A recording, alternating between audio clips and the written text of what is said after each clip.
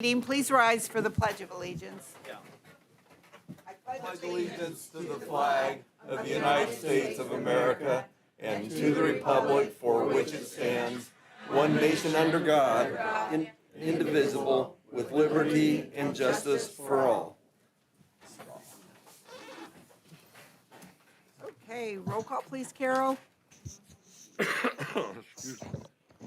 Steve Beardsley, Present. Isaac Chavez, Present. John Large, Present. Megan Sheets, Robert Stevens, Present. Clarence Worthen, Present. Eric Woods. Present. Okay, next we have the minutes from the May 13th, 2024 regular meeting. I move we accept the minutes from May 13th. Second. Any comments, discussion? Okay, roll call, please, Carol. Steve Beardsley, Aye. Isaac Chavez, Aye. John Large, Aye. Megan Sheets, Robert Stevens, Aye. Clarence Worthen, Aye. Eric Woods. Aye. Did we have any public comments? Beth, you didn't have anything? Okay, thank you. At this time, I'm going to recess the council meeting at 7:02 and open the public hearing on ordinance number 24-14. And this is an additional appropriation ordinance.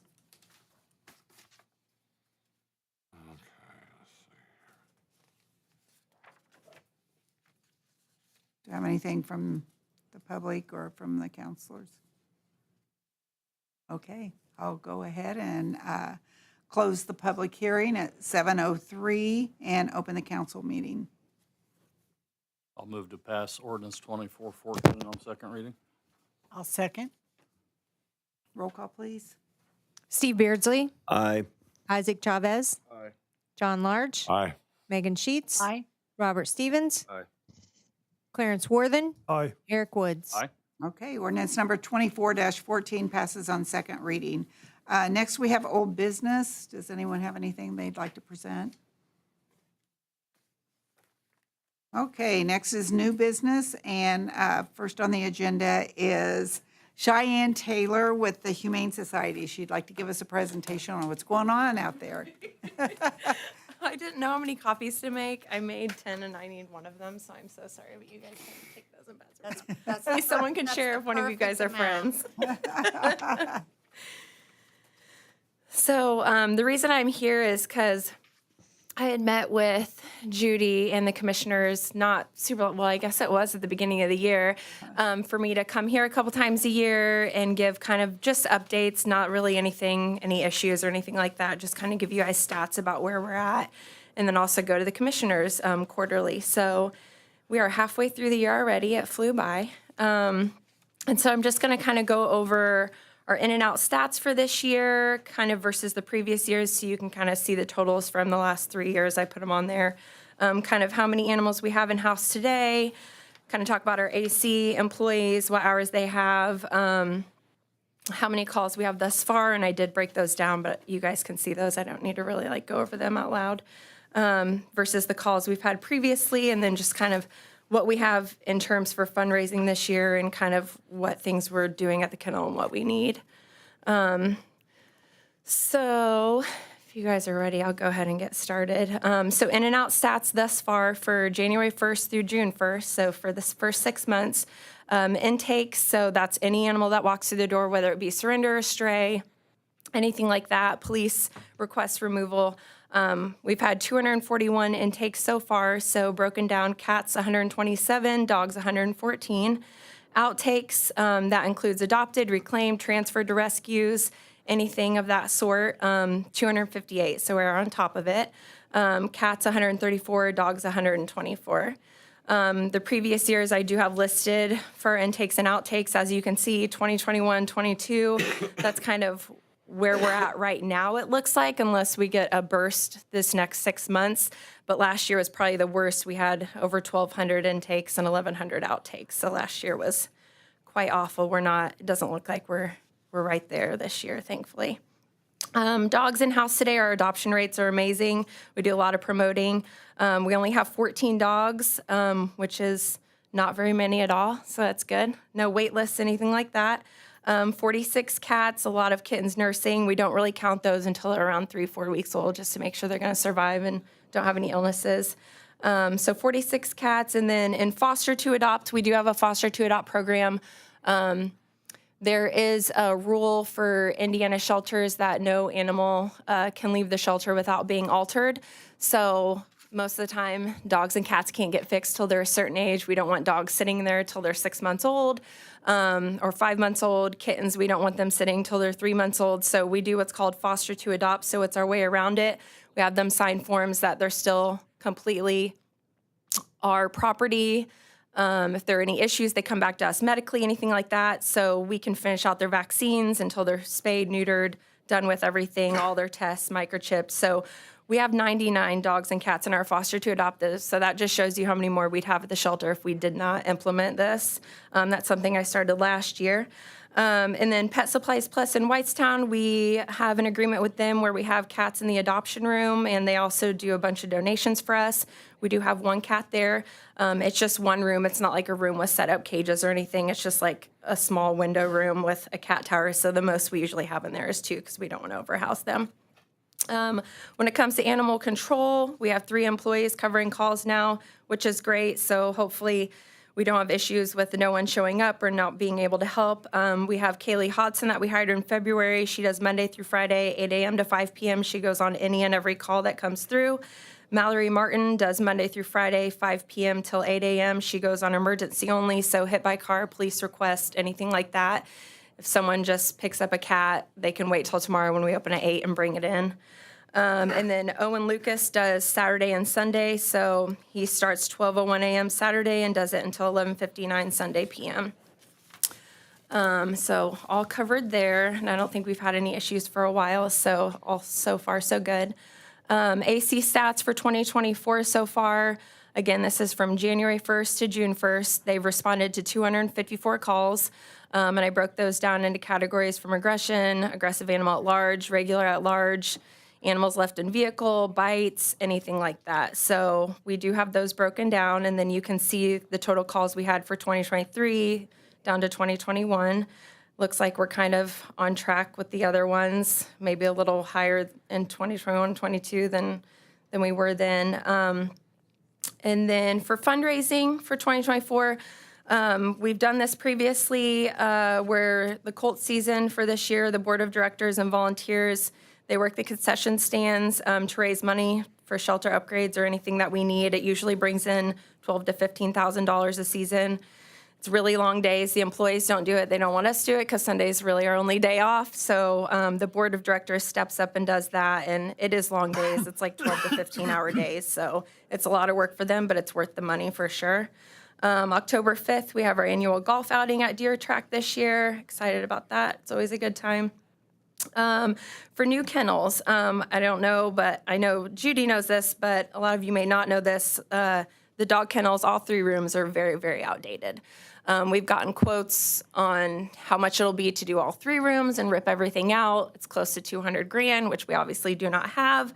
So we're kind of breaking it down and doing kind of room by room. So the intake ISO dog room, that's where all of the dogs come in that are strays, surrendered. They go to a 7-10 day quarantine before we can do their vaccinations.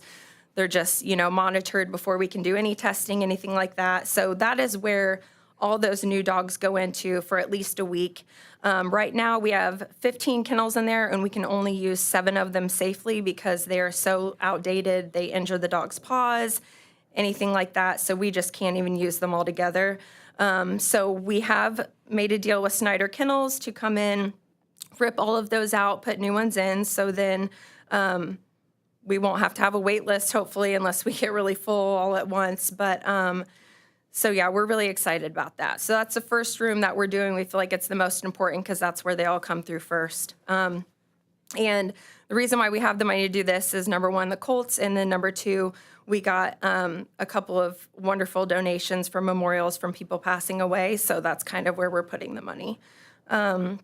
And then also, I don't know if you guys have been to the shelter, but on that east wing, if you're staring at the shelter, there's a big fenced-in grassy area that's just not even being utilized.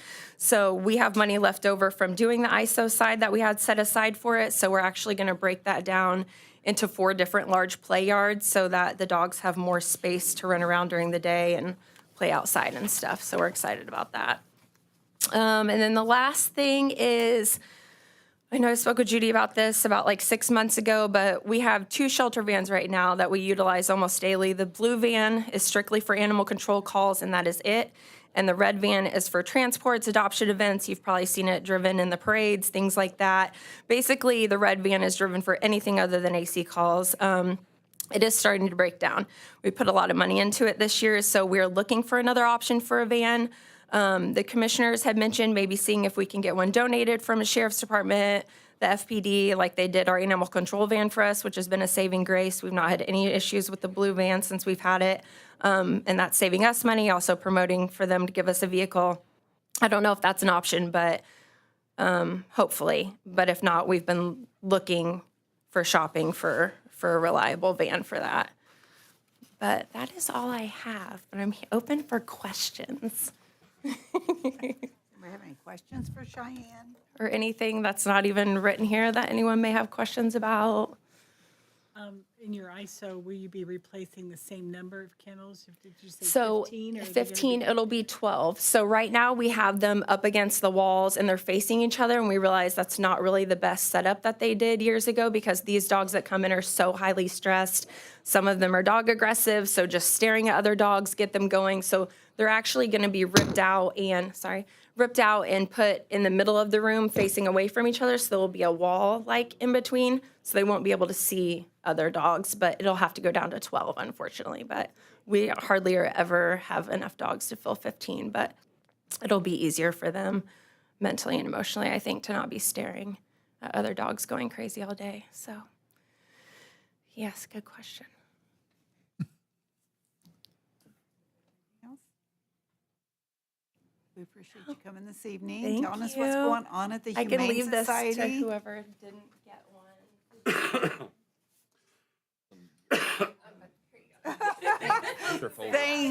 Thank you so much, Cheyenne. Okay, thank you, and we appreciate all that you do at the Humane Society. Okay, next we have the Mash Road project update. Jason Forsythe.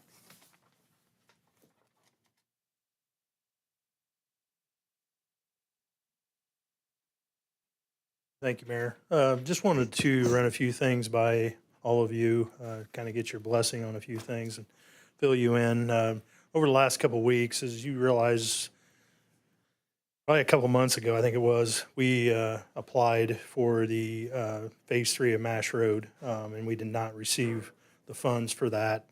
So we kind of taken a step back, wanted to put some fresh new eyes on the whole situation and go back after Mash Road Phase 3 again. So we've reached out to American Structure Point to start looking at that because we want to go right back at it again.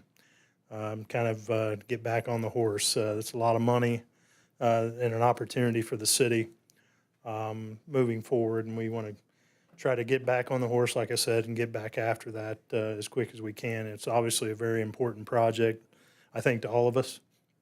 For a lot of different reasons. We lost a child out there. We're getting ready to put in a new subdivision that's going to have 2 entries and exits that go out onto Mash Road. It's part of the 2035 comprehensive plan, I believe. And with that, going around the corner to Kelly Road is a further part of that same plan.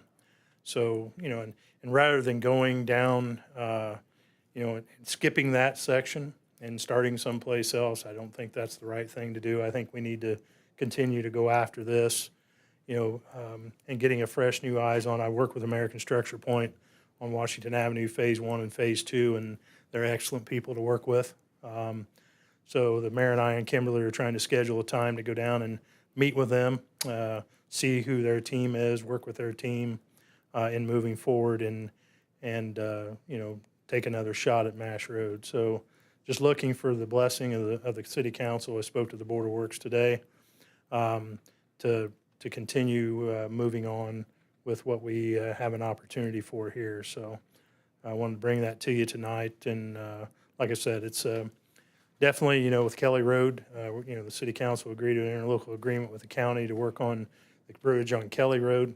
So that's obviously the next step in our endeavors for these federal aid grants, to not go after those as much as possible. I think we're shooting ourselves in the foot. So I'd like to continue to do that. While I'm talking to you about that, anybody have any questions about that before I move on? Okay. While I'm talking about that, I brought to the mayor that I'd like to, and Don said that there was some things in the comprehensive plan in regards to infrastructure already. But one of the things I think we need to look at is more of a comprehensive plan geared towards infrastructure alone. We have these opportunities, again, for these federal aid grants. If we would have been able to go through with Mash Road Phase 3, it was about a $6.8 million grant, and we would have spent about $1 million of that $6.8 million. So they're huge projects. We have opportunities with, obviously, Kelly Road, Mash Road. I've thought about Barner Street with the annexation and everything. We already have a lot of industry out there that way anyway. That could be something we could look at. Williams Road is something we could look at. So, over the last month and a half, 2 months, I've really been looking at other opportunities for us in the future. Blinn Avenue's another one. You got NHK, Bailey Trucking, ADM, and who knows what else comes up out there later on with annexation. So wanted to bring that to your attention, that I'll be working on that. That's something Structure Point can help me out with as well. But yeah, I think it's something we need to definitely look at and get into some type of a plan for the future. I mean, not everybody will be here when all that occurs, but I think it's something we just need to continue to take advantage of. So wanted to bring that to your attention as well. So other than that, that is all I have. Anybody have anything for Jason? I think it's important that we stay on that Phase 3 of Mash Road. That's something that we want to do, so we're just going to keep pursuing that, and hopefully we'll be able to get that someday. It's a great opportunity for us, so. Thank you all. Appreciate it. Thank you, Jason. Okay, next we have the approval of the CF1. Did you have anything for us, Carol, on this? There are actually 4 different forms related to this. One is for the actual real property, and then 3 personal property compliance forms relating to resolution numbers 18-26, 27, 19-23, and 21-01. And these are all SB ones that were approved by those resolution numbers. Would we be okay to approve all this at the same time, do you think, or? Yes, as long as you list them in the motion so that Okay. there's 4. Okay. So whatever the council's desire is on that.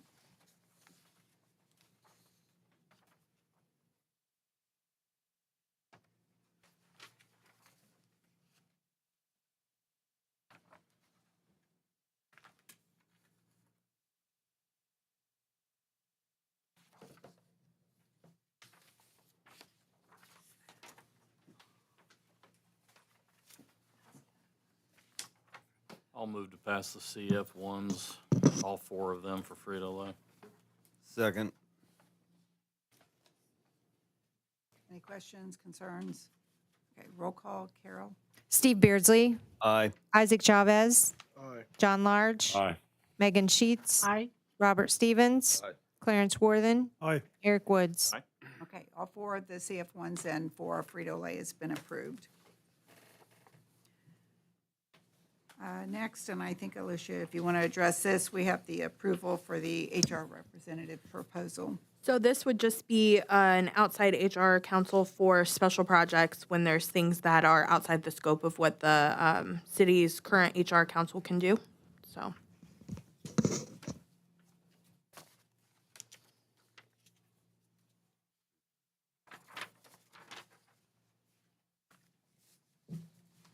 I'll make the motion that we approve the proposal provided by, is it Deep End Talent Strategies for supplemental HR representation as needed.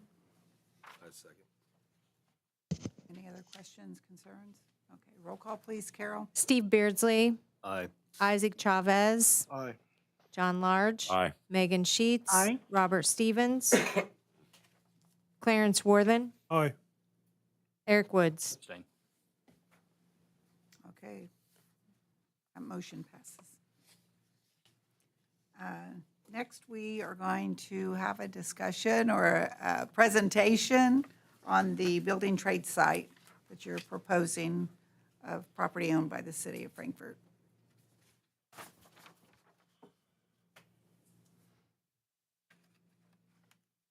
Hopefully it'll come up there. Okay, Kimberly. He's got it. Oh, he's got it, okay.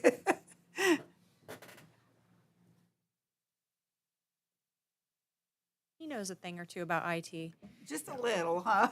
Okay, I'm, name is Mike Kelly, in case you don't know me, but I think most of you do. But I have been associated with the Building Trades Corporation for over 40 years through my role as a school administrator, and then even after that. Building Trades Corporation is a 501c3 corporation. It was established in 1979. Its purpose is to provide a vocational program for Clinton Central, Clinton Prairie, Frankfort, and Rossville schools in the area of building trades, of course. Over the last that number of years, which is over 40, we've built over 40 houses in the Frankfort area. We did one in the Clinton Prairie District a few years back. We've built houses in Wesley Manor's home area, in Ransom Homewood Edition, Meadowbrook, and Southridge. And we we've kind of run out of places to build houses right now. So we would like to make an attempt to build a house on a property right now that's owned by the Frankfort City. This board is governed by a volunteer advisory board, and we try to have all the people we need as far as different skills. We have bankers, we have realtors, we have school board members, we have school personnel, and we have some tradesmen. A few years back, I think it's about 5 years ago, there was an empty lot on the corner of Barner and Main Street. And this is a COVID house. It was kind of a strange house. We had to use some outside help to get it done because COVID had shut down the school. But this was kind of a unique situation because the lot there is very small.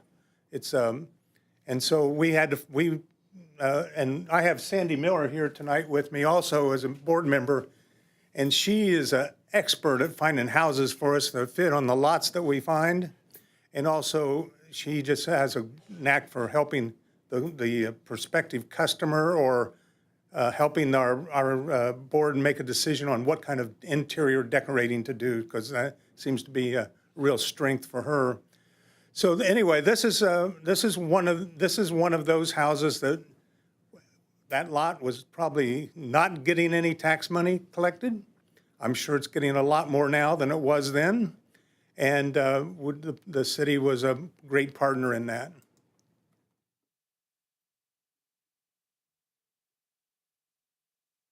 Now, this is a lot on East Clinton Street in Williams today. This is a house that was, I believe, a fire was in that house. Eventually, it was torn down, and through a legal process, I think it became a property of the Frankfort City. Well, what we'd like to do is put this house on it. And we know that this house complies with the ordinance on historical district. We think it'll be a great addition to that neighborhood. And also, it fits very well, because as we look at the floor plan, it'll have a front on Clinton Street. It's about a little over 1,550 square feet, I believe. Has a garage that will have a driveway that goes out onto Williams. Fits very well on the lot, I believe. We may extend the garage a little bit longer, even though, because the lot is long enough that you can never have enough room in the garage, I think. And so That's the plan for that. And and here, this is the Building Trades Advisory Board. There's, you can see their names. Darren Longenecker is the instructor. He's a longtime Rossville area family of construction people. He's done a wonderful job. He has that knack of not only being able to be able to teach the kids how to do these things, he also has that personality that the kids like to be with him, and they take instruction from him very well. So what we're hoping is that you all will be in agreement that this is a great project for us, and allow Alicia and myself and some of our people to put together the necessary paperwork to transfer that lot to us, because we'd like to be able to start on that in August. Thank you. I have some questions. First of all, I'm a huge supporter of the building trades, and I think it's a wonderful project. It's my understanding that the business plan for the organization is that you build the house and then you sell it, and then those funds are available for the next house. Is that basically Our goal is to be self-funded. Yeah. So and what kind of capital do you currently have in your accounts? Do you know that?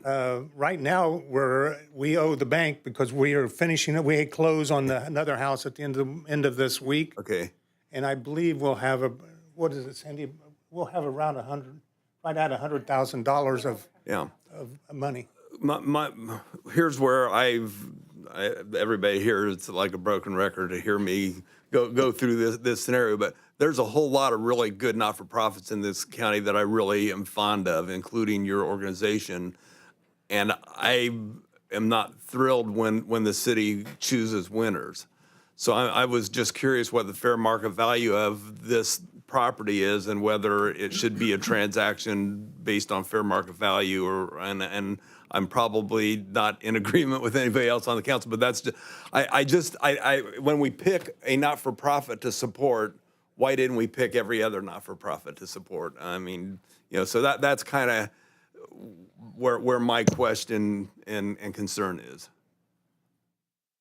Legitimate. Yeah. Do you know what the fair market value of that property would be? Have we determined that? I don't believe that has been determined. No. One thing I will say with the fair market value, if you did want to sell it for fair market value, you would have to put it through the bidding process so that everybody would have an opportunity. With a nonprofit, you are allowed to discount it, and you're allowed to or give it away, and you don't have to go through that legal process like you would if you were going to sell it. Well, again, I just expressed my concern and leave that out for everybody else to consider and discuss.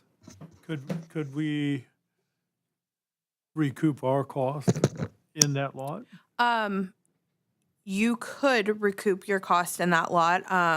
That lot was deeded to the city because there was a court order wherein the city was awarded it based on the city paid for the tear down. So you could sell it for the price of the lien that the city had on the property. At this point, that lien, technically isn't collectible because it was deeded to the city and awarded in that court order. But you could find out how much that lien would have been and then take care of it through that process, yes. You can sell it at a discounted price. So as long as the lien wasn't like the fair market value, you could go ahead and sell it to them without having, like I said, to go through that process if you wanted. And I think that kind of approach, if we determined a way to say we have no loss in this, and it was just deeded to the city, then I think we could justify that kind of approach if we could determine that. And then along what you said, it would be a discount, so we wouldn't have to go through the process. Yeah, so there's a special Maybe we can process determine that. for nonprofits where you can sell a piece of real estate for a discounted price and not have to go through the bidding process. I will say, though, with regard to the lien, the only other thing to keep in mind is that because that property has been deeded back to the city because of that court order, we did lose money on the property because there was a lien on it, but that lien really is extinguished now that the city has ownership. So Yeah, so I'm not saying that we technically satisfy a lien because it doesn't exist, but we use that to determine a value that we lost so that we're coming out zero even on having just been deeded something by the courts. You could do that, yes. That to me makes better sense. It gets the property over, it gets a really good organization doing something really good for our community and putting it on our tax rolls, and we can say it wasn't really a donation of any costs of ours. What's the process of determining that amount? I would have to look up what the lien was, Is and then, Was that basically the tear down cost? Yeah. yeah, it's my understanding, unless there were other city liens on it, which I don't know, like for mowing or junk or anything like that, but yeah. Obviously, we don't want to slow them down on being able to get started on this when the school year starts, because they want to hit the ground running and maybe even do some previous work We there. plan to have it surveyed first. so- Can we give the Board of Works authority to determine if that would be appropriate and let it go forward from here so that can happen, or do we wait till next month? I would probably, I mean, you could make a motion to give the Board of Works authority to make the decision on this, and then whatever the Board of Works decided, I mean, if they decided they wanted to gift it, you'd have to live with that. So, I mean, you're putting the power in their hands. You could do that. The other alternative, I have a draft of a resolution. It wasn't necessarily meant to be decided tonight, but I did have a draft of a resolution, so I can revise that and have it ready for next meeting, no problem. I mean, I'm the only one saying it. Does anybody else agree at all with the approach, or do you just want to go ahead and give it? My question is, if we don't, and we end up holding on to it for a long time, how much is it gonna cost us for upkeep and everything? Yeah. I mean, do we wanna keep mowing it, maintaining it? I think there's a residual benefit of putting it back on tax rolls that would benefit the city, even though it were gifted at this point in time. So I think, the benefit would be once it's constructed and back in business, so to speak. I think that this involves students, this involves our young people. This teaches a lot of them a trade that they can use later on. I think that's more valuable than any money that you can put on a piece of property myself. That's my opinion.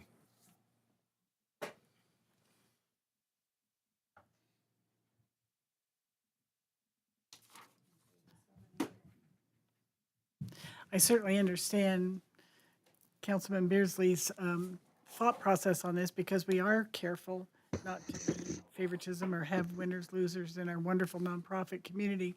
But I think this is a unique enough situation that would warrant the methodology of gifting it to the trades to move forward. Well, thank you for your consideration. We'll leave it up to your decision. And at this time, Alicia, what would we do?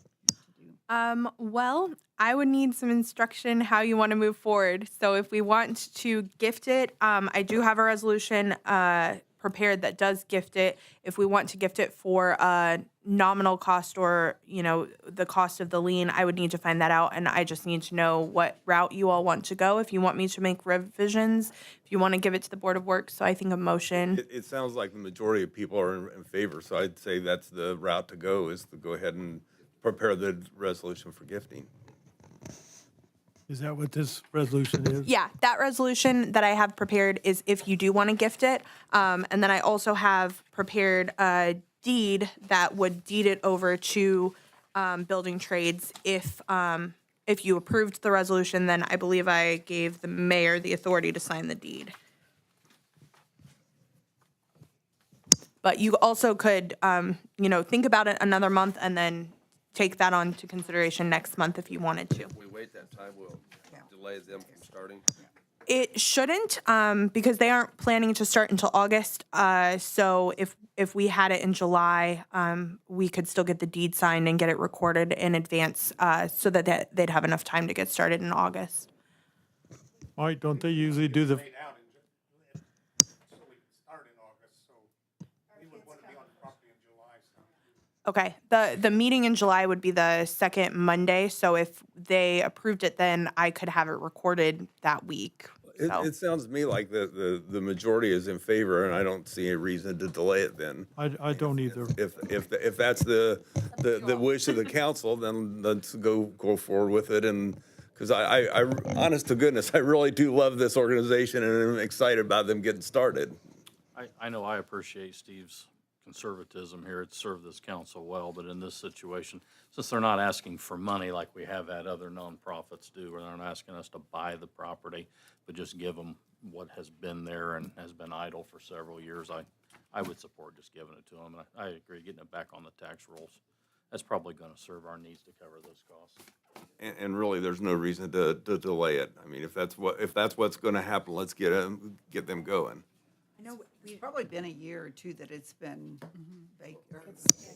yeah, it was, Yeah, Don. it was held up in court for a while. 2-3 years. And that was my first house, or first building that we tore down. Oh, shoot. Yeah. A long time ago. And it's, but between 15 to 18,000 bucks is what the lien will be on the property to get the house tore down. So kind of minuscule compared to what we're talking about, I think. It's been down that long? Yeah, it's been down that long. And the neighbor's been mowing the yard. The Myers family's been mowing the yard. So we have no costs, any of that. But yeah, it's been down for about 4 years. About 4 years, okay. Time flies. I'll make a motion to pass resolution 2407. Roll call, please. Steve Beardsley, Abstain. Isaac Chavez, John Large, Aye. Megan Sheets, Aye. Robert Stevens, Clarence Worthen, Aye. Eric Woods. Okay, resolution number 24-07 passes. Okay, did you want to talk to us? We were going to discuss budget hearing dates, or if anybody had any thoughts on that. Usually, we start thinking about that in August. If we go by what we've done in the past, we would do sometime the week of August 5th. May I suggest the week of August 12th? Is that the 12th? I'm sorry, the 13th, 14th, and 15th. Does anyone have an issue with that, other than Megan? I'm never that busy. I'm just looking. So that would be our actual meeting week on Monday, and then you're saying Yeah, Tuesday, I mean, Wednesday, any other yeah, time. I'm personally out of town that week that you mentioned. yeah. 13th, 14th, I am and too. 15th. You're out of town which week? I'll be out of town that first week of August. Okay, And I will too. I could be in around, but I'm planning to be out on the first week. the first week. Okay, so it sounds like the first week isn't going to go. Yeah, it's not going to work. So you're looking at the 13th and 14th, Is it a 3-day event or is it a 2-day? typically 2 days. The last few years, it's only lasted one though. We've put 2 aside, but we haven't gone to the second day the last several years. I'm good with that day. I have a feeling we'll need a second day this year though. I'm thinking we might. Or- It's going to be a little We're gonna be, challenging this year. So do you want to do Tuesday, Wednesday, Thursday? What works the best?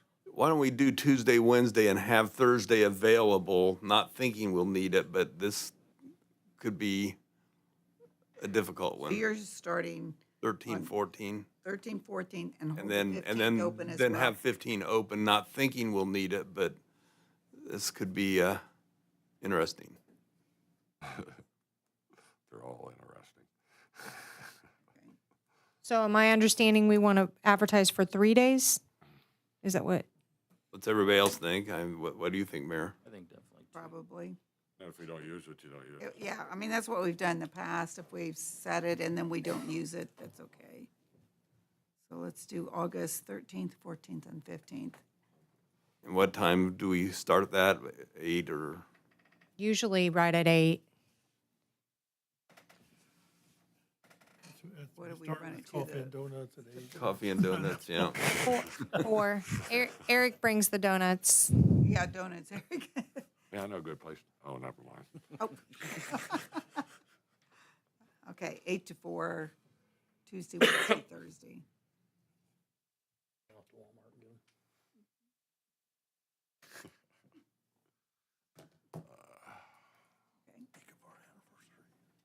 Is that going to work for everyone? We're good? Okay. Okay, I'll get that advertised. Thank you.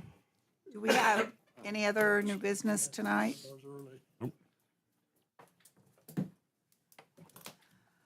Okay, I do have some. This isn't exactly easy for me to do because I'm really going to miss this sweet lady sitting over there in the green. But tonight is, sorry, Megan. But this is Megan's last council meeting. She's still going to come to another Board of Works meeting. Who's these kids? Oh my gosh. So, My family, all the way from Greenwood and 4 miles north. My goodness. but we want to show our appreciation for your many years' service. You served on the city council from 2020 to 2024, and then also as the Board of Public Works and Safety, as my appointment from 2020 through 2024. So, Megan, we're going to miss you. You bring so much to the city of Frankfort and give so much of your time and your expertise and your knowledge, and I'm going to miss that so much. I don't really know how I'm going to do without you right now. I'm really struggling with it because you do so much to help me. She's the one that keeps me calm. She's the one that's there to help me when I get excited and I don't know what to do. I call Megan because Megan knows how to handle all these things so smoothly. So, yes. So, would anybody else like to say a few words to Megan or show their appreciation for what all she's done? I've been around Megan since early grade school, Sunday school, and worked with her closely while she was director of the United Way and through so many things. And she's been a dear, close neighbor across the street. Her whole family and her loving husband. We had a lot of fun. They've been so close to us, and we will miss them. Appreciate it.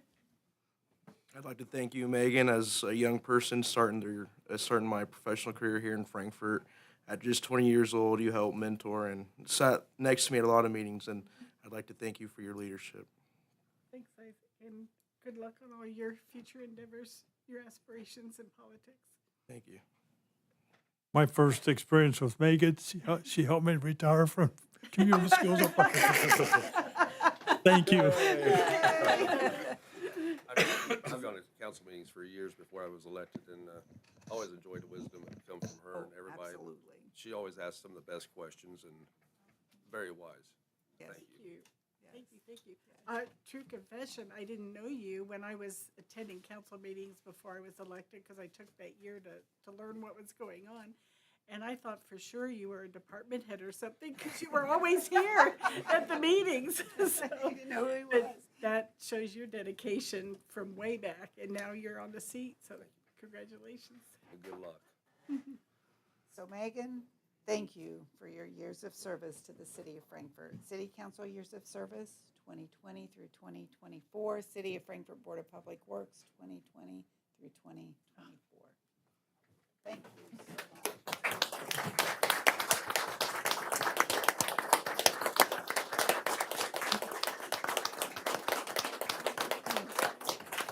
Well, I'll get a hug in here. Yeah, thank you. Speech. Yeah, I never really thought, after many years of being involved in politics on the front side of helping people in their campaigns and so forth, family and friends, I never envisioned myself being on the ballot. But I'm so grateful that I decided to take that leap, because it's been such a unique privilege, and I've loved every minute of it. And my sister is standing over there, Beth, and we've just decided, it's very simple reasoning. We're getting older, decided this is the right moment in time for us to live in a year-round warmth of a climate. But as I've promised my grandkids, it's going to be fine. I promise it'll be okay. I'll be back a lot, and I'll be in touch. I've got an insight on the Frankfurt Fire Department, since my son's on there, and I'll find out how things are going there. But anyway, I thank all of you, and it's been such a privilege and an honor to serve. Thank you. And I think you did say I can still call you, right? Anytime. Anytime. Be expecting that. Okay. Beautiful plaque. Thank you so much. You're welcome. Thank you. Beth, we have to hang this, you know. Oh, and here's the box, and I think we had if you want to put it on a holder thing too, is it in there? Okay. I will set it in there. Okay. Does anybody have anything else? Okay, I'll take the motion. Okay. Who was the first and the second Steve, I think well, I don't know which one is the first and the It don't second. matter. You can put me if you want to, I don't care.